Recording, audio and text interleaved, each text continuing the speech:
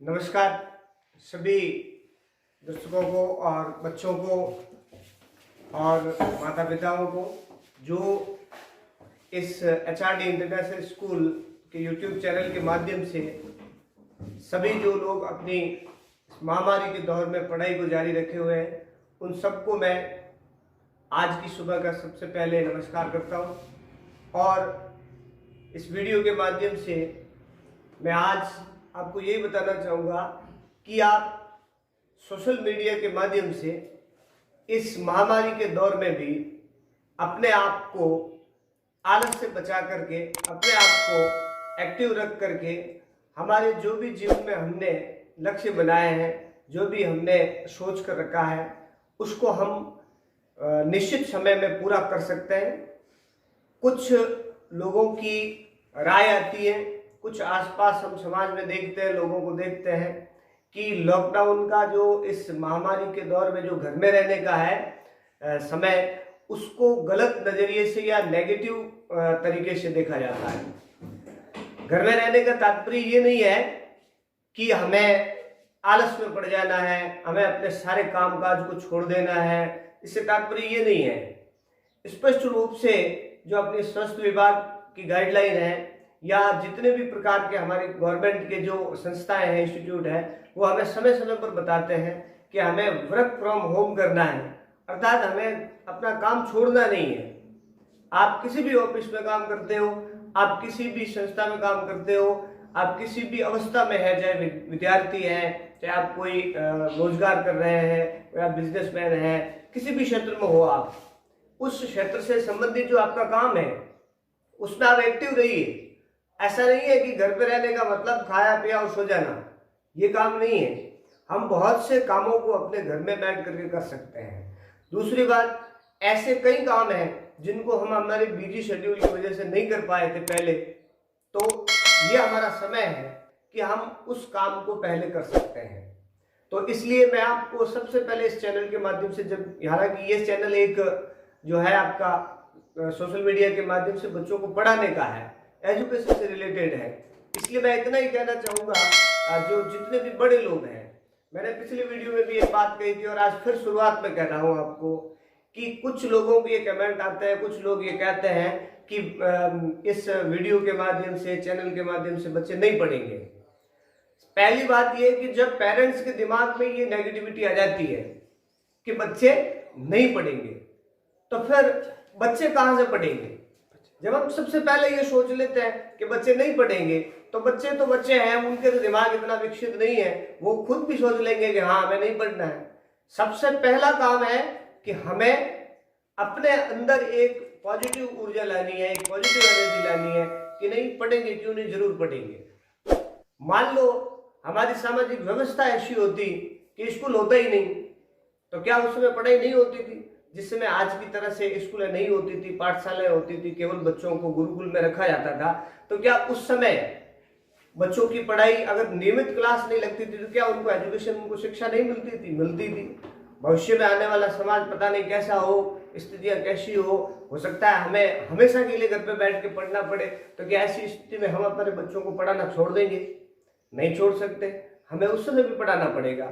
इसलिए सबसे पहला पेरेंट्स का कर्तव्य बनता है। मैंने पिछले 10 दिनों के अंदर व्हाट्सएप ग्रुप के द्वारा, वीडियो के द्वारा उन बच्चों की लिस्ट बनाई है जो कुछ समय बाद आपके सामने भी आएगी कि कौन कौन से पेरेंट्स और कौन कौन से बच्चे हैं जो एक्टिव है, पढ़ रहे हैं और रोज काम कर रहे हैं, रोज उन बच्चों को कुछ न कुछ फायदा हो रहा है, और कौन कौन से ऐसे पेरेंट्स हैं जो इस संबंध में लेजी है, वो आलसी हो गए हैं। हालांकि आलसियों का नाम उजागर नहीं किया जाएगा उसके आत्मसम्मान के लिए, लेकिन हमारे पास तो वो नाम जरूर आ जाएंगे। इसलिए आपसे हाथ जोड़ के मेरा निवेदन है कि आप अपने अंदर इस नेगेटिविटी को मत आने दीजिए कि इस दौरान बच्चे नहीं पढ़ेंगे। बच्चे जरूर पढ़ेंगे अगर आप उसका सहयोग करेंगे, उसको ये वीडियो दिखाएंगे और उनको समझाएंगे, तो निश्चित रूप से उसको वो काम करेंगे। तो आपका सबसे पहले यही काम है कि आप अपने फोन को कुछ समय के लिए आप अपने बच्चों को सौंपिए, पास में रहिए, गाइडलाइन बताइए। बहुत से बच्चों के घर हम इस लॉकडाउन के दौरान भी जब भी समय मिला गए तो सबसे पहले माँ बाप उनको यूट्यूब के अंदर कार्टून दिखाते हैं, मेरा निवेदन है कि उन कार्टून की जगह अगर आप इस वीडियो को दिखाएं और इस शिक्षा से संबंधित वीडियो को दिखाएं, उनमें उनकी रुचि पैदा करें। कुछ पेरेंट्स ने हमें कहा कि बच्चों को जब फोन देते हैं तो वो इसको काट करके दूसरा लगा लेते हैं, तो उसमें आपको समय निकालना पड़ेगा, आपको पास में बैठना पड़ेगा। क्योंकि पहले ही बहाना होता था कि ऐसा माना तो टाइम को नहीं, काम पे जाना पड़ा है, रुक जाना। अब कोई काम नहीं है आपका, सिर्फ आप घर पे बैठते हैं। ये आपकी परीक्षा है। इतने दिनों तक आप स्कूल पे ये एलिगेंस लगाते थे या आरोप लगाते थे कि आप तो बच्चों पे ध्यान नहीं देते हैं, आप तो बच्चे का काम नहीं करते हैं, आप फीस लेने का ध्यान रखते हैं। तो सबसे पहली बात ये ऐसी स्थिति है कि आपकी परीक्षा है कि जितना समय बच्चा 4 से घंटा हमारे पास रहता है, तो हमारा तो यही प्रयास रहता है कि हर बच्चे तक हमारा टीचर पहुंचे। और मान लो एक क्लास में ज्यादा बच्चे नहीं भी पहुंच पाया कभी स्टाफ, तो आपकी शिकायत होती है। आपके पास तो अपने खुद के बच्चे हैं, अपने घर में बच्चे हैं, और 24 घंटे आपको अब मिल रहे हैं उस बच्चे के पास। तो क्या आप उसमें से 2 घंटे 3 घंटे फोन के माध्यम से उस बच्चे को नहीं पढ़ा सकते?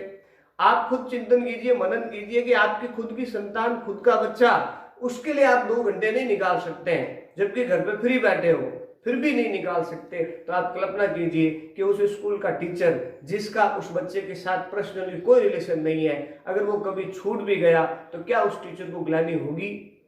आप खुद सोच सकते हैं कि आप अपने बच्चों के लिए क्या कितना करते हैं। इसलिए सबसे पहले निवेदन है कि इस चीज को आप देखिए, बच्चे को दिखाइए, उसका सहयोग कीजिए और उस बच्चे को इन 3-4 महीनों के दौरान उसको आलसी मत होने दीजिए।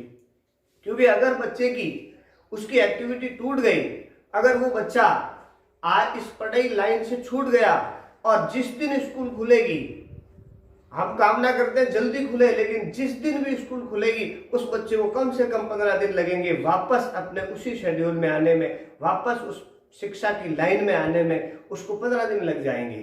तो एक तो ये 4 महीने, एक वो 15 दिन जिसमें उसकी स्कूल की पढ़ाई शुरू हो जाएगी और उसको स्कूल में एडजस्ट होने में समय लग जाएगा, क्योंकि उसकी सुबह उठने की आदत छूट जाएगी, उसको स्कूल तैयार होने की आदत छूट जाएगी, रोज होमवर्क करने की आदत छूट जाएगी।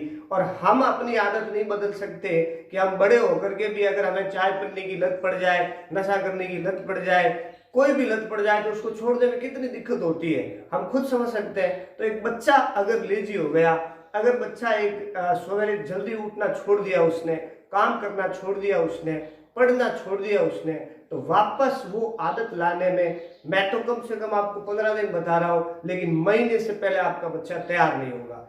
सिर्फ पढ़ने के लिए तैयार नहीं होगा, बाद में उसको पढ़ाई करने में और वक्त लगेगा। इसलिए हमने ये सोशल मीडिया का एक प्लेटफॉर्म बनाया कि इसके माध्यम से आपके बच्चे आराम से पढ़े और उस रेगुलरिटी में लगे हुए रहें, उसका इस शिक्षा के क्षेत्र से वो अपना जो है अलग ना हो सके, इसलिए बनाया है। कुछ जो आसपास के लोग हैं, कुछ लोगों की वजह से बहुत से लोग भ्रमित हो जाते हैं, और सबसे ज्यादा भ्रमित करने वाले वो लोग हैं जो पढ़े लिखे हैं, वेल एजुकेटेड लोग हैं। उनका कहना यह है कि इसके माध्यम से पढ़ाई नहीं हो सकती, कोई फर्क नहीं पड़ता, कुछ नहीं होता। इस बातों से नहीं है। अगर फर्क नहीं पड़ता है तो एक 15 मिनट का वीडियो, जैसे मैं आपको पढ़ा रहा हूं संधि, अगर वो 15 मिनट का 20 मिनट का वीडियो बच्चा देख लेगा तो उसमें अगर फायदा नहीं हुआ तो नुकसान क्या हुआ? आप उसमें एक नुकसान बता दीजिए कि आपका वीडियो देखा और मेरे बच्चे पर ये नेगेटिव प्रभाव पड़ा, ये गलत हो गया, उसको नुकसान कुछ नहीं हुआ। तो ऐसा काम जिसमें फायदा ही फायदा है, नुकसान का कोई परसेंटेज नहीं है। भले ही आपने फायदा नहीं लिया है लेकिन नुकसान तो नहीं हुआ है। अगर वो बच्चा फोन नहीं देखेगा, ये वीडियो नहीं देखेगा और खाली बैठा रहेगा तो उसका नुकसान है, क्योंकि उसकी आदत पड़ जाएगी सोने की, उसकी आदत पड़ जाएगी आलसी होने की, आदत पड़ जाएगी पढ़ाई नहीं करने की, तो उसका नुकसान है। तो उल्टा उस नुकसान से बचाने के लिए भले ही इससे वो कुछ भी अक्षर ना सीखे, लेकिन दिखाना आपको बहुत जरूरी है। Thank you.